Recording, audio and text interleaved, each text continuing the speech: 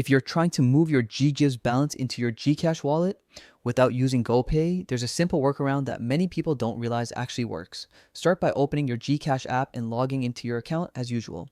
Before you do anything else, make sure your account is fully verified. Full verification is important because it unlocks features like GrowCoin, cash-in tools, and internal transfers that you'll need for this process. Once you're in the dashboard, look for the GrowCoin icon. It's usually displayed on the main screen with your other GCash features. Tap on it, and inside the GrowCoin section, you'll see an option to convert or redeem your GGives balance. Select GCash as the destination for the conversion. After that, enter the exact amount you want to move from GGives. When you confirm, GCash will send a one-time code to your phone via SMS. Enter that verification code inside the app and it should finish the conversion instantly. Now here's the important part.